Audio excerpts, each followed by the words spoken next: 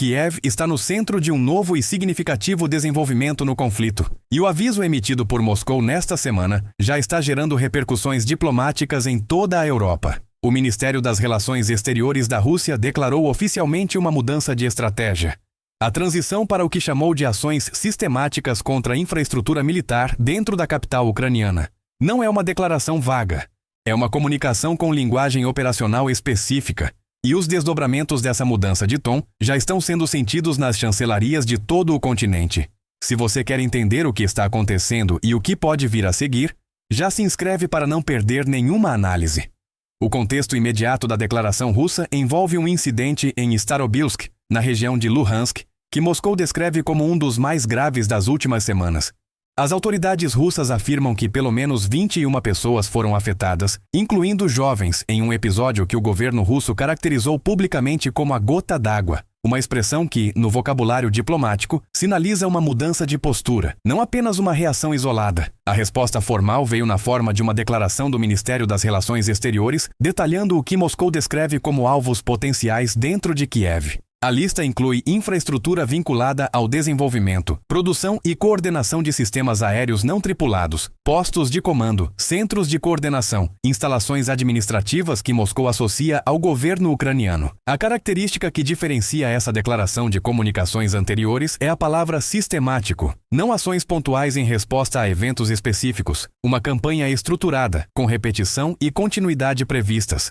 Junto com a declaração operacional veio um aviso diplomático direto. Moscou orientou cidadãos estrangeiros em Kiev, incluindo diplomatas e funcionários de organizações internacionais, a deixarem a capital ucraniana. A recomendação se estende a residentes da cidade, com orientação para evitar proximidade de infraestrutura militar, industrial e administrativa que a Rússia associa ao governo ucraniano. Avisos desse tipo já foram emitidos anteriormente. No início deste mês, Moscou fez declarações similares em contextos vinculados a datas comemorativas russas. Na ocasião, governos ocidentais responderam com sinais de desafio político. A ministra das Relações Exteriores da Alemanha declarou que Berlim não se deixaria intimidar, e a União Europeia reafirmou sua presença em Kiev como demonstração de continuidade institucional. A diferença no tom desta semana foi notada por analistas militares.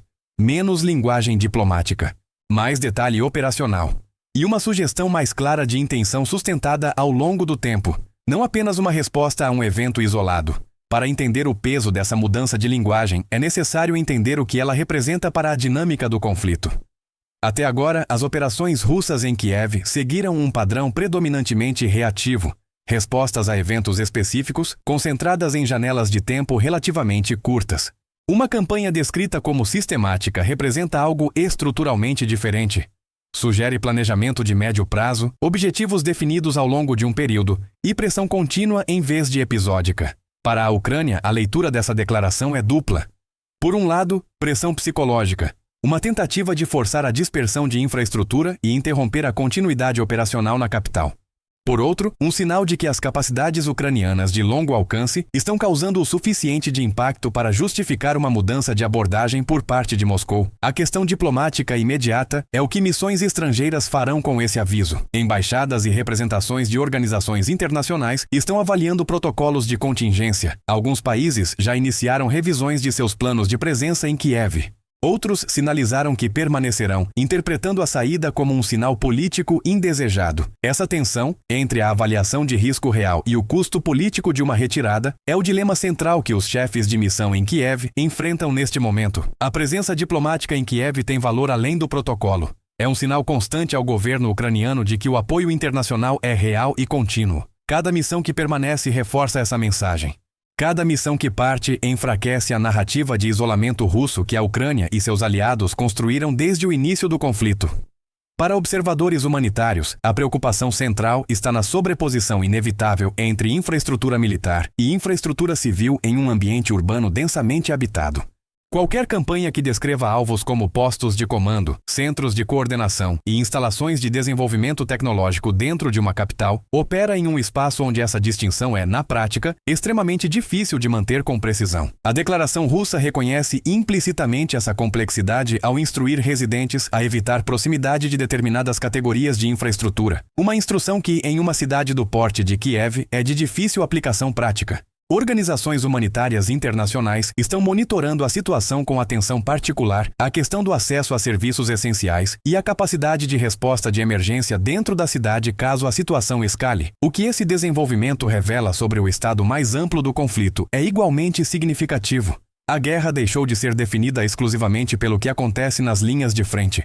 É um conflito crescentemente definido pela profundidade, pela capacidade de cada lado de alcançar além das posições imediatas e pressionar infraestrutura, logística e tomada de decisão bem atrás das linhas convencionais. A Ucrânia demonstrou essa capacidade de forma consistente ao longo de 2026, com operações que alcançaram instalações militares e industriais a centenas de quilômetros dentro do território russo. A declaração desta semana sugere que Moscou está respondendo a essa realidade com uma mudança de abordagem própria, não apenas reativa, mas estruturada para produzir pressão acumulada ao longo do tempo. É um conflito que está se aprofundando geograficamente mesmo enquanto as negociações diplomáticas oscilam entre sinais de abertura e novas declarações de escalada. A pergunta que permanece sem resposta clara é como a Ucrânia e seus aliados responderão operacionalmente a essa mudança de postura russa. A Ucrânia tem demonstrado capacidade de adaptar sua estratégia rapidamente, dispersando infraestrutura, desenvolvendo capacidades de longo alcance com recursos próprios e mantendo continuidade operacional mesmo sob pressão prolongada. A declaração de Moscou pode intensificar o ritmo dessa dispersão e acelerar decisões sobre onde alocar sistemas e recursos críticos.